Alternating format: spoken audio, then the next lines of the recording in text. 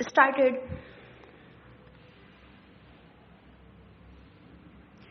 माननीय सदस्यों, भारत में हिंदी के अलावा बहुत सारी भाषाएं प्रयोग में लाई जाती हैं।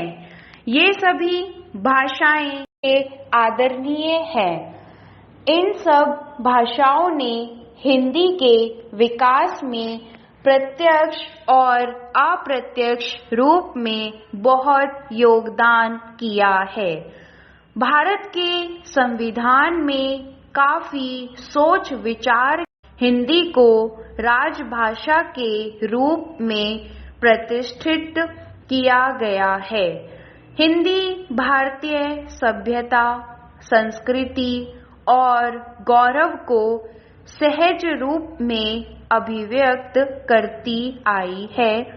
यह संतों के प्रवचन, जीवन दर्शन, आदर्श और मान्यताओं की सशक्त वाहिका रही है और है। राष्ट्रीय भावना के प्रचार प्रसार और जन जागरण का सक्षम रही है हिंदी। इतिहास इस बात का साक्षी है कि गैर हिंदी भाषी नेताओं ने भी क्रांति और चेतना के लिए हिंदी का खुलकर प्रयोग किया है।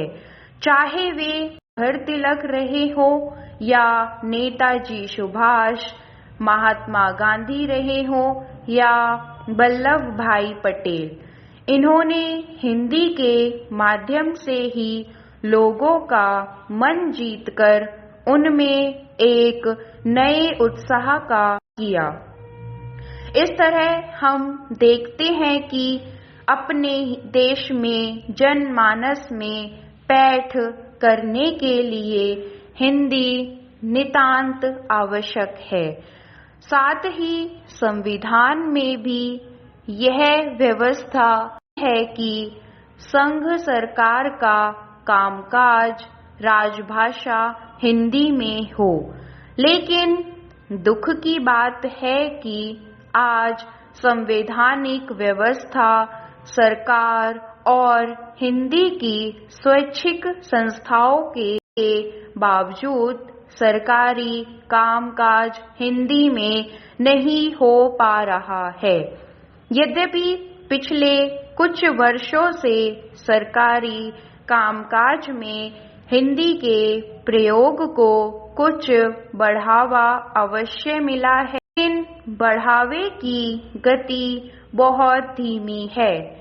सरकार ने सभी सरकारी कार्यालयों, उपक्रमों, संगठनों, निकायों में हिंदी के प्रयोग को बढ़ावा देने के लिए स्वरूप हिंदी अधिकारी, अनुवादक, टंकक, Hindi typing machine, computer, Hindi प्रशिक्षक, प्रशिक्षण, सहायक सामग्री, प्रोत्साहन, पुरस्कार आदि की व्यवस्था की है।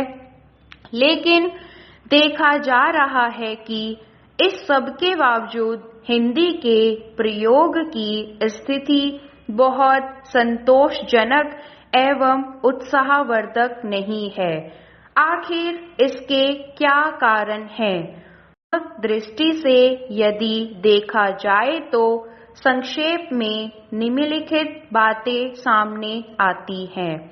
सामान्यतः यह देखा जाता है कि हिंदी के प्रयोग के लिए हम मानसिक रूप से तैयार नहीं हो। हम आपस में टेलीफोन पर बातें भले ही हिंदी में करें, अपने परिवार में निजजनों से बात भले ही हिंदी में करें, संबंधियों मित्रों को पत्र भले ही हिंदी में लिखें, लेकिन दफ्तर अंग्रेजी में ही।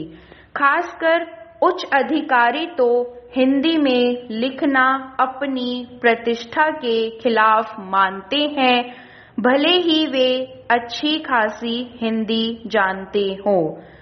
कहीं कहीं इसके अपवाद भी लेकिन अधिकांश उच्च अधिकारी हिंदी को केवल छोटे कर्मचारियों की ही भाषा मानते हैं।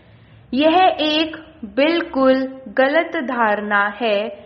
भाषा तो विचाराभिव्यक्ति का, उसका संबंध व्यक्ति के स्तर से नहीं, अतः यह नितांत आवश्यक है कि हिंदी को सभी स्तरों पर मन से जोड़ा जाए। माननीय सदस्यों, कार्यालयों में के फार्म, प्रपत्र, नियम, उपनियम, संहिताएं आदि प्रयोग में लाई जाती हैं।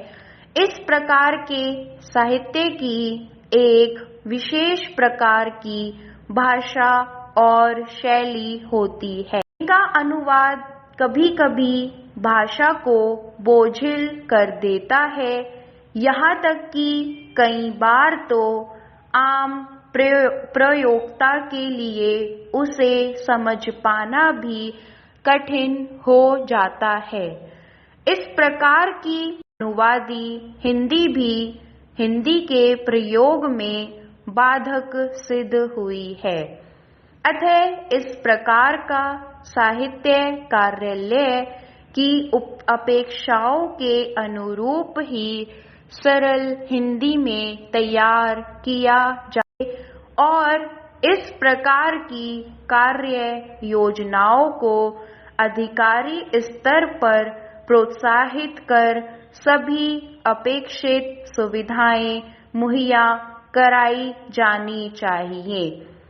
कार्यालय में जब कोई कर्मचारी अधिकारी हिंदी में लिखने का शुभारंभ करता है तो बीच बीच में कोई तकनीकी शब्द आ जाता है जिसका हिंदी रूप उसे ज्ञात नहीं होता, तब वह हिम्मत कर कोश का सहारा लेता है। लेकिन यह आवश्यक नहीं है कि शब्दकोश में वह हिंदी रूप में मिल जाए जो उस संदर्भ में अपेक्षित है।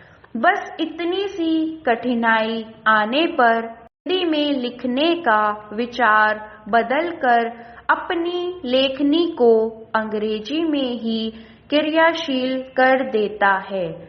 इसके लिए तकनीकी शब्दों को हिंदी में उनके अंग्रेजी रूप में लिखा जा सकता है, कोई आपत्ति नहीं है।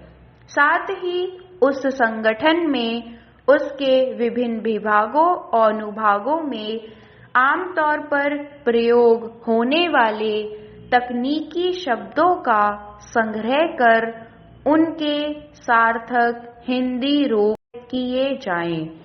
इस प्रकार के शब्द संग्रह को विभागीय शब्दावली का प्रामाणिक रूप दिया जाए।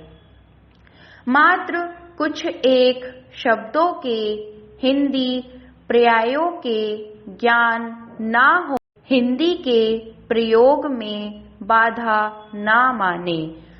हिंदी बहुत समृद्ध भाषा है। इसमें दूसरी भाषा के शब्दों को पचाने का अच्छा सामर्थ्य है। अतः तकनीकी शब्दों को ज्यों का त्यों लिखे जाने में कोई आपत्ति नहीं। सरकारी कार्यालयों में फाइलों पर टिप्पणियां लिखी जाती हैं। यही वह असली क्षेत्र है जहां हिंदी में काम करना अपेक्षित है। फाइलों पर टिप्पणियां कर्मचारी और अधिकारी दोनों ही स्तर पर लिखी जाती हैं। कर्मचारी स्तर पर कुछ बड़ी और अधिकारी स्तर पर छोटी टिप्पणियां लिखी जाती। सामान्यतः 25-30 शब्दों की या उनसे मिलती जुलती ही टिप्पणियां लिखी जाती हैं। ये टिप्पणियां सामान्यतः अंग्रेजी में ही लिखी जाती हैं क्योंकि इनके नमूने फाइल में आसानी से मिल जाते हैं और उन्हें पीछे से देखकर लिखने में आसानी रहती है। इन सब टिप्पणियों के हिंदी रूप अब खूब मिलते हैं। एक बार यदि इन रूप अच्छी तरह समझ लिया जाए तो इस प्रकार की टिप्पणियां बड़ी आसानी से हिंदी में लिखी जा सकती हैं। अधिकारी स्तर पर तो यह काम और भी आसान है। उन्हें तो केवल 1-2 शब्दों या वाक्यों की टिप्पणियां ही प्रायः लिखनी होती है, जैसे चर्चा करें आदि।